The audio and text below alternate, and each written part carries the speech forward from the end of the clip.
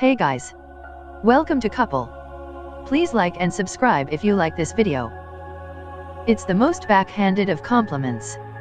U.S. Representative Beto O'Rourke's campaign for U.S. Senate has caught so much fire throughout the state that the new favorite betting game in Texas politics is how close can he get to Ted Cruz in November.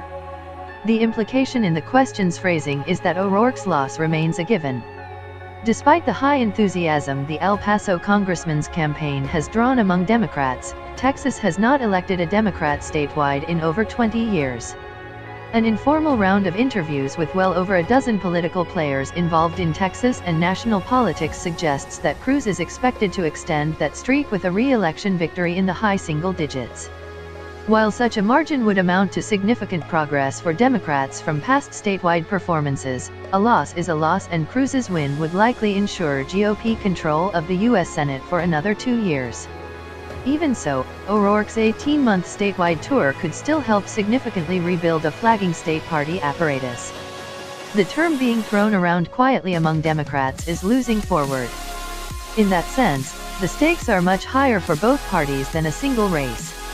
How this very strange matchup of Cruz, a former GOP presidential runner-up, against O'Rourke, a rank-and-file congressman turned political sensation, shakes out could set the trajectory of the next decade in Texas politics. Not an ordinary cycle. The latest sign of O'Rourke's momentum came over the weekend, in the wake of Cruz releasing several television ads Friday, including 3 attacking O'Rourke. "The biggest challenge I have in this race is complacency," Cruz said Saturday at a conservative conference in Austin. "People say all the time, 'Oh, come on, it's a Texas re-elect. How could you possibly lose?' Well, in an ordinary cycle, that might be true. But this is not an ordinary cycle." O'Rourke's campaign, meanwhile, set an ambitious goal of raising $1 million over the weekend to help counter Cruz's attack, and easily blew past that target, announcing Monday morning it had raised more than $1.25 million through more than 30,000 donations.